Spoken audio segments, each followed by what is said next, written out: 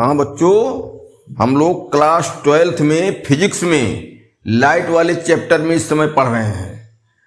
तो लाइट के चैप्टर में लेंस का सूत्र आज हम पढ़ेंगे। देखिए, एक एकल गोलीय पृष्ठ से एक सूत्र हुआ, एक लेंस मेकर का सूत्र हुआ, ठीक, और यह केवल लेंस का सूत्र कहा जाता है। हो सकता है कि हाई स्कूल में पढ़े भी हो। ये लेंस का सूत्र जो है UBF, यू माने वस्तु की दूरी, बी माने प्रतिबिंब की दूरी और एफ माने फोकस दूरी। तो 1/b माइनस 1/u बराबर 1/f जो सूत्र है, यही लेंस का सूत्र कहा जाता है। UBF का एक सूत्र दर्पण में भी है।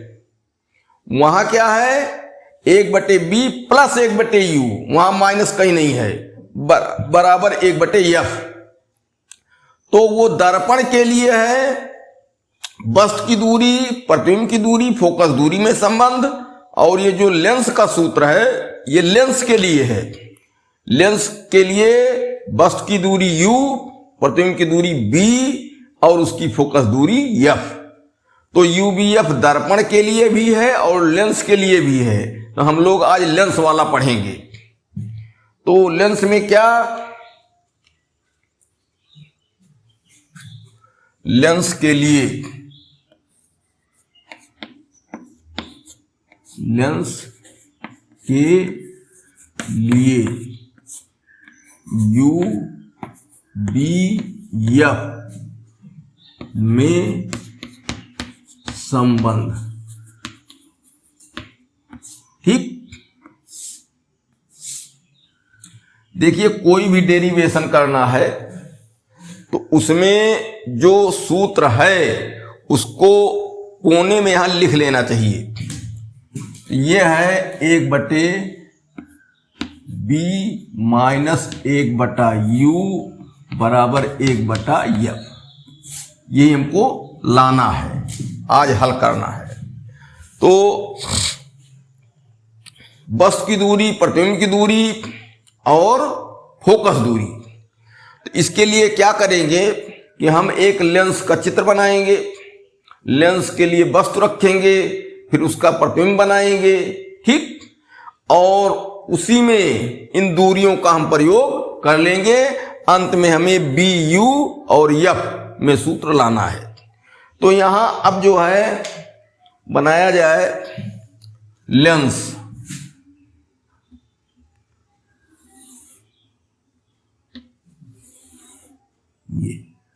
ये लेंस हो गया। अब लेंस के लिए दूरियां खींची जाए। देखो, चित्र बनाने में कोई जल्दबाजी नहीं करनी चाहिए। चित्र बहुत फ्रेश बनना चाहिए, क्योंकि चित्र पर ही सब आधारित गणनाएं होती हैं।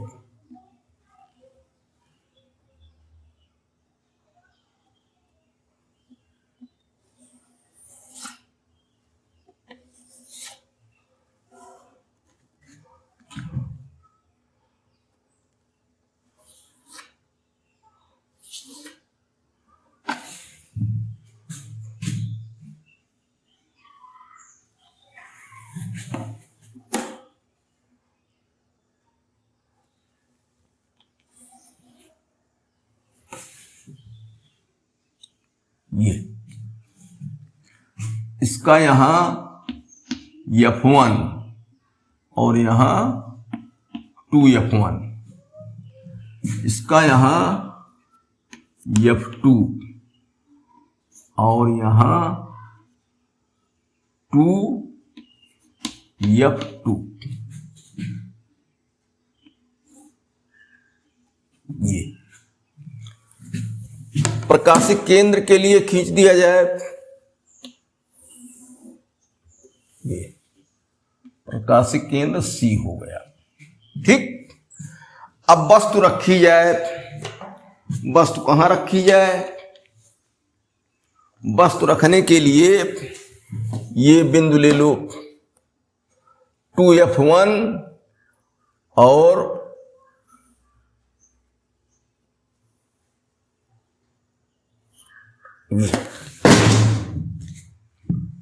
यहां वस्तु रख दी जाए।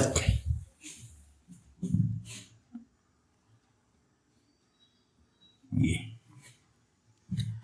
अब 2F1 और F1 के बीच हम वस्तु रखे हैं, तो इसका प्रतिबिंब कहां बनेगा? ये अब 2F1 पर होता है तो 2F1 पर ही बनता है, 2F2 पर बनता है। अंदर आ गई बस तो यहां बाहर बनेगा प्रतिबिंब अनंत और 2F2 के बीच। तो एक प्रकाश किरण समांतर ले जाओ,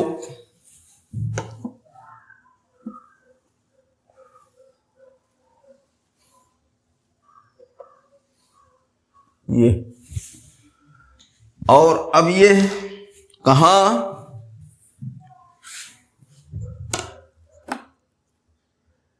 ये F1 से जाएगी, ठीक। अब एक प्रकाश किरण ले जाई जाए प्रकाशिक केंद्र से, प्रकाशिक केंद्र से,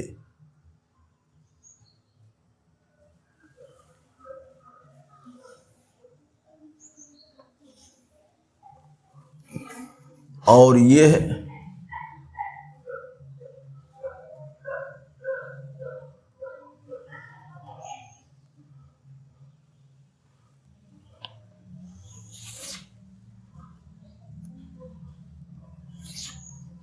यहां, ठीक। और ये प्रतिबिंब बन गया यहां, ठीक। तो इस तरीके से ये प्रतिबिंब बना। अब इसमें चित्र में क्या होता है? चित्र में देखो ध्यान से, ये वस्तु लिख दी जाए ए बी, प्रतिबिंब कर दिया जाए ए डैश बी डैश, यहां F2 है ही है, एक बिंदु यहां कर दिया जाए यम, ठीक, यहां C है ही है। इस तरीके से ये चित्र बना। अब कहोगे यही चित्र क्यों लिया गया? ऐसा नहीं है, इधर भी रख के वस्तु बना सकते हो, कहीं भी बना सकते हो, केवल 2F1 F2 वाला मामला ना रखो, बस इसी में सेट हो जाएगा, बहुत ज्यादा इसमें परेशान होने की बात नहीं है। अब त्रिभुज की समरूपता जो होती है उसी का गुण इसमें प्रयोग किया जाएगा। समरूपतम क्या होता है? दो त्रिभुज जब समरूप होते हैं तो उनकी संगत भुजाओं का अनुपात बराबर होता है। संगत भुजाओं का अनुपात मतलब एक त्रिभुज की भुजा बटे दूसरे त्रिभुज में उसी टाइप की भुजा बराबर, फिर पहले त्रिभुज की एक भुजा दूसरे त्रिभुज में उसी टाइप की दूसरी भुजा का बटा, इतना होता है। थेल्स प्रमेय की समरूपता का नियम इसमें लागू होता है। थेल्स प्रमेय मान लीजिए कोई दिक्कत है थोड़ा देख लो, ये ऐसा कोई डेरिवेशन नहीं है कि देखिए डेरिवेशन कोई याद करने वाला नहीं है। अगर आप यहां त्रिभुज के गुणों को जानते हैं, समरूपता गुण को जानते हैं, तो बड़ी आसानी में ये हल हो जाएगा।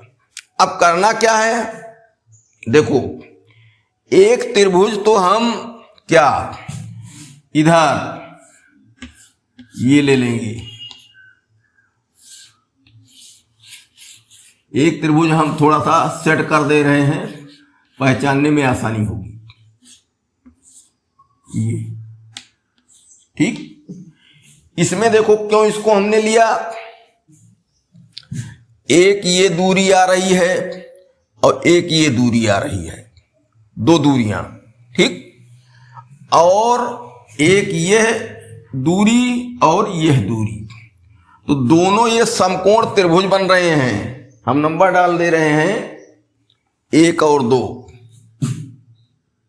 1 और 2, ये त्रिभुज, ठीक।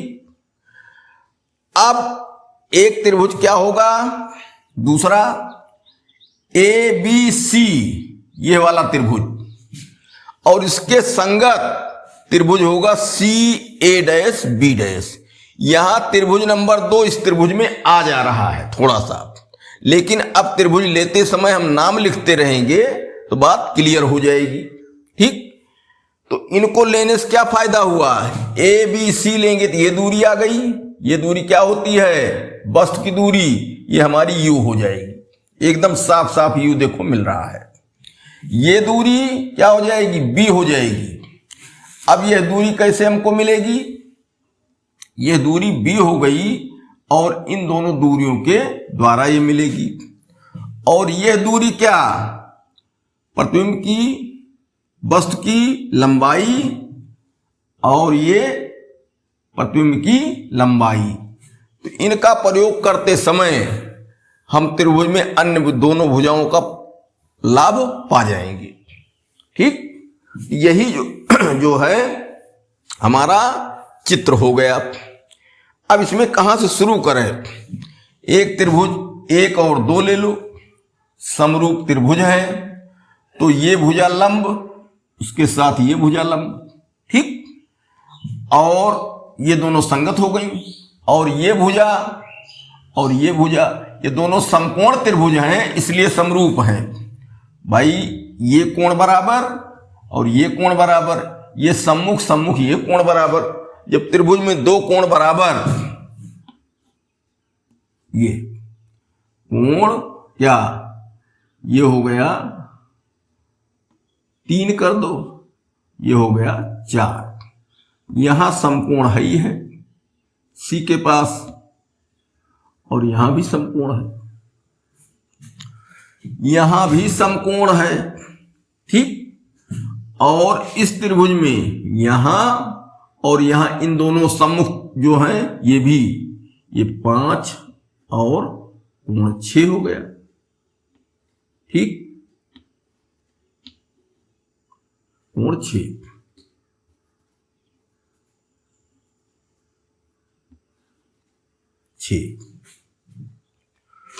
दोनों त्रिभुज की जोड़ियां हम लेंगे। अब जो है लिखना शुरू किया जाए, तो त्रिभुज ए बी सी, इसके संगत त्रिभुज होगा सी ए डैश बी डैश, यहां डैश है भाई। तो समकोण त्रिभुज ए बी सी व सी ए डैश बी डैश समरूप। ठीक, अब समरूप क्यों है इसकी यहां व्याख्या नहीं करनी है, इसलिए अब संगत भुजाएं कौन हुई, इसकी ए बी, और उसकी भुजा क्या हो जाएगी, ए डैश बी डैश बराबर, ये भुजा ले लो इसकी, इसकी ये भुजा, क्या हुआ, ए सी बटे सी ए डैश, समीकरण 1। ठीक, ये एक संबंध हो गया। अब पुनः इन दोनों त्रिभुजों में लिया जाए, पुनः समकोण त्रिभुज कौन हुए, C M F 2, C M F 2, C M F 2 वा, इसके संगत त्रिभुज ये हुआ था जिसको 2 नंबर डाला गया है, F2 A dash B dash, F2 A dash B dash. ठीक, समरूप, ये भी समरूप, क्यों समरूप है, दोनों समकोण त्रिभुज हैं और सम्मुख कोण एक पड़ रहा है, अब इसकी व्याख्या यहां नहीं करनी है। तो यहां भी अब जैसे भुजाओं का अनुपात लिखा गया था इनमें लिखो, तो एम सी बटे ए डैश बी डैश बराबर, इसकी भुजा क्या हो गई, CF2, CF2 बटे उसकी दूसरी भुजा F2 A dash, F2A dash. समीकरण 2। अब ध्यान से देखो यहां क्या होने जा रहा है, ए बी बटे ए डैश बी डैश भाई, ए बी बटे ए डैश बी डैश, और यहां हुआ है इसमें एम सी बटे A dash B dash. A dash B dash दोनों समान हैं। अब ए बी और एम सी में देखो कोई पहचान बनाओ, क्या बराबरी है? ए बी और एम सी ये दोनों बराबर हैं, क्योंकि मुख्य अक्ष के समांतर ये बीएम किरण गई है, बीएम किरण गई है। ठीक, तो एम सी बराबर ए बी लिख सकते हैं, एम सी बराबर ए बी। चूंकि ए बी बराबर एम सी, इसलिए क्या हुआ, एम सी ए बी हो गया। तो क्या हुआ, ए बी बटे ए डैश बी डैश बराबर, फिर ये हो गया एफ सी एफ टू बटे एफ टू ए डैश। समीकरण 3। ठीक, अब समीकरण 1 और 3 में देखो, ए बी बटे ए डैश बी डैश बराबर ए सी बटे सी ए डैश, और फिर ए बी बटे A dash B dash C F two बटे एफ टू ए डैश। ठीक, तो अब क्या होने जा रहा है, अब समीकरण 1 और 3 के बाएं पक्ष बराबर, तो इनसे लाभ ले लिया जाए, दाएं पक्ष को बराबर लिख लिया जाए। इसलिए समीकरण 1 व 3 से, ठीक, क्या हुआ, ए सी बटे सी ए डैश बराबर सी एफ टू बटे F two A dash, F two A dash, ये संबंध आ गया।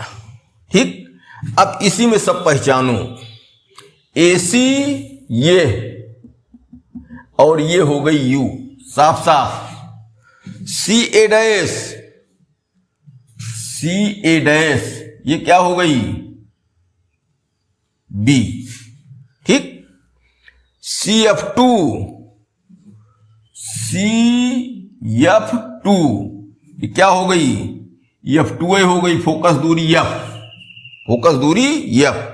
F two A dash, F two A dash के लिए क्या, अब इसका कोई नाप, इसकी कोई नाप नहीं है, केवल एक भुजा यही डिस्टर्ब कर रही है, तो इसको लिख सकते हैं C A dash minus C F two, और सी एफ टू एफ ही है, तो ये फोकस दूरी के लिए प्रयोग में आ जाएगी और ये दूरी हमको मिल जाएगी। तो इसमें ना ए सी को छेड़ना है, ना सी ए डैश को छेड़ना है, और क्या सी एफ टू को भी नहीं छेड़ना, ये फोकस दूरी हो रही है। F two A dash, F two A dash ये दूरी समझो एक तरीके से अज्ञात है। अरे भाई यहाँ 2F2 हो गया है, यहाँ F2 है, इतना और बड़ा है, इसका कोई मान क्लियर हमारे पास है नहीं, तो F2A डैश दूरी यही एक अज्ञात टाइप है, इसी को अपने ज्ञात वाले में ले आवे। तो अगली लाइन में AC बटे CA डैश बराबर CF2 बटे F2A डैश को लिख सकते हैं CA dash minus CF2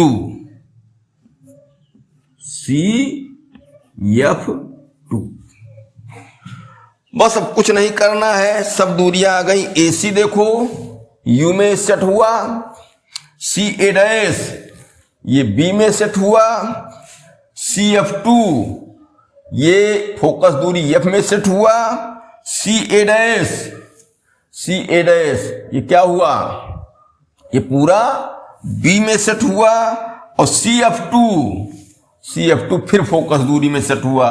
focus दूरी 2 बार सेट हो रही है इसमें, और अब मान रख दिया जाए, बात खत्म। अब यू बी एफ के पदों में, तो जब डेरिवेशन होता है तो यू बी एफ या वस्तु की लंबाई, प्रतिबिंब की लंबाई, सबको चिन्ह परिपाटी के अनुसार हम रखते हैं। यू बी एफ, आई और ओ ये भी लिखे जाएंगे, लेकिन ये चिन्ह परिपाटी जो होती है प्रकाश में, उसके अनुसार चिन्ह के साथ लिखे जाएंगे। ठीक, कहने का मतलब सूत्र के डेरिवेशन में जो राशियां हैं अंतिम वाली, उनको चिन्ह सहित लिखते हैं। न्यूमेरिकल में फिर चिन्ह रखेंगे, वो अलग बात है। 2 बार चिन्ह का प्रयोग हुआ, एक बार सूत्र के डेरिवेशन में चिन्ह परिपाटी का प्रयोग हुआ, और जब न्यूमेरिकल लगाएंगे तो वहां फिर चिन्ह रखेंगे। तो इस तरीके से एक बात ये ध्यान में रख लो कि चिन्ह का प्रयोग समझो 2 बार हुआ है या 2 बार होता है। अब क्या एसी ये क्या है, यू है, लेकिन दूरी प्रकाशिक केंद्र से इधर नापनी है। चिन्ह परिपाटी के अनुसार इसका मान हो गया माइनस, तो माइनस, यहां दूसरा कलर प्रयोग कर लें, माइनस यू बटे सी ए डैश, ये बी है और दूरी इधर है, चिन्ह परिपाटी के अनुसार इसका चिन्ह प्लस है, तो प्लस बी बराबर सी एफ टू, ये फोकस दूरी है, और फोकस दूरी इधर वाली उत्तल लेंस की फोकस दूरी चिन्ह परिपाटी के अनुसार क्या धनात्मक होती भी है, तो ये हो गया क्या एफ। अब F2 नहीं लिखेंगे, फोकस दूरी में आ गए ना। सी ए डैश क्या हुआ, ये B है तो B भी प्लस है, B प्लस ही है, माइनस CF2 दोबारा, CF2 2 बार प्रयोग में आया है, ये भी क्या फोकस। ठीक, चिन्ह तो भाई ऋण वाला ये है, फोकस का चिन्ह ऋण नहीं लिखे हैं। अब इसी में तिर्यक गुणा करके सरल कर दो, तो माइनस यू बी और minus minus plus plus U F बराबर बी गुणे एफ बी एफ। ठीक, अब बस पक्षांतर कर लो, एकदम करीब पहुंच गए हो। एफ जो है 2 जगह है बराबर के, इनको एक तरफ कर लो और ये यूबी वाला दूसरी तरफ कर लो। ठीक, तो फोकस दूरी वाला हिस्सा एक तरफ। अब मान लो यहां तुम्हारे समझ में नहीं आ रहा है, उसी को लाना है, तो क्या यू बी इधर इसको ले आओगे इधर, तो यू और बी एफ में मिल जाएंगे, यू बी इधर एक तरफ हैं। अब यहां से कैलकुलेशन में मान लो गलत होता है तो एक लाइन करो, दोबारा नहीं बैठता है, दूसरी लाइन दूसरी टाइप का कर लो। लाना यही है, देखते रहो इसको, ये बहुत जरूरी चीज है कि यहां लिखते रहो, उसको देखते रहो। तो U F minus B F बराबर यू बी, अरे ये प्लस हो गया। अब एफ कॉमन ले लो, एफ कॉमन ले लिए तो यू माइनस बी बराबर क्या यू बी। ठीक, अब जो है इसको U F minus B F बराबर यू बी, अब यू बी एफ से भाग देते हैं। ठीक, तो भाग देने का मतलब ये हुआ, हम कहते हैं यही भाग दे दिया जाए, इसको कॉमन ना लो नहीं तो उलझ जाता है। यही सेट हो गया है, यू बी एफ से भाग दोनों पक्षों में। ठीक, अब दिखाई देने पड़ा, अगर भाग देंगे सेट हो जाएगा। तो यू एफ बटे U B F minus B F बटे यू बी एफ। अरे भाई दोनों तरफ यू बी एफ से भाग देंगे ना, सबको भाग देंगे। और ये हुआ क्या, यू बी बटे यू बी एफ। ठीक, अब इतने करीब पहुंच चुके हो तो इसको समझ जाओगे कि यूबीएफ से भाग देना है। दर्पण में भी यूबीएफ से भाग दिया गया था, वही काम यहां भी है, काफी चीजें मिलती जुलती हैं। अब देखो यू एफ कट गया, यहां क्या कटा, बी एफ कटा, यहां क्या कटा, यू बी कटा, यहां क्या बचा, 1 बटे बी माइनस 1 बटा यू बराबर 1 बटा एफ। ये हमारा फार्मूला मिल गया। यही होता है लेंस का सूत्र, लेंस का सूत्र। अब एक बार थोड़ा सा फिर दिमाग लगा लो। यूबीएफ में लेंस के लिए संबंध हमको खोजना है, लेंस का सूत्र है। तो ये वस्तु यहां 2f और f1 के बीच रखी गई, और अब इसका प्रतिबिंब, लेंस में प्रतिबिंब बनने की स्थितियां दिखाई गई हैं, 2f2 और अनंत के बीच यहां बना। ठीक, अब इस तरीके से त्रिभुज, एक त्रिभुज ए बी सी और उसका संगत त्रिभुज सी ए डैश बी डैश, इसमें ये वाला त्रिभुज भी आ जाता है, थोड़ा ओवरलैपिंग हो जाती है दोनों में। और फिर एक त्रिभुज एम सी F2 लिया गया और दूसरा F2 A dash B dash लिया गया। ठीक, समरूपता के हिसाब से देखो कर्ण का कहीं प्रयोग नहीं हुआ, दर्पण में भी नहीं कर्ण का प्रयोग हुआ, यहां भी कहीं नहीं होगा, लंब और आधार का ही प्रयोग हो रहा है। अब इसको जिस तरीके से बताया गया है, एक बार 2 बार वीडियो देखोगे अपने आप हो जाएगा।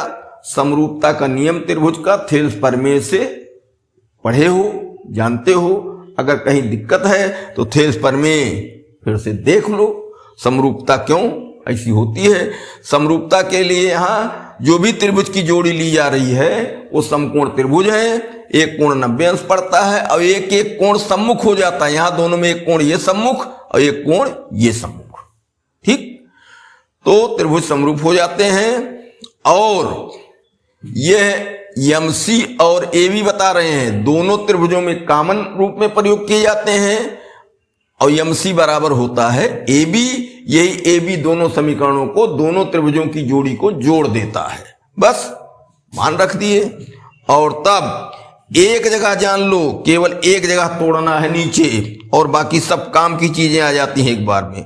बस इसका चिन्ह सहित यूबीएफ में मान रख दो, तिरछा गुणा कर लो, एफ को पक्षांतर कर लो, या नहीं करते हो पक्षांतर, ठीक, तो यही भाग देना शुरू कर दो यूबीएफ से इसी लाइन में, तो भी आएगा, बाद में पक्षांतर कर लेंगे, उसको देखते रहो। इस तरीके से ये लेंस का सूत्र हम लोगों के सामने आ गया। वीडियो एक बार 2 बार देखोगे अपने आप समझ में आ जाएगा।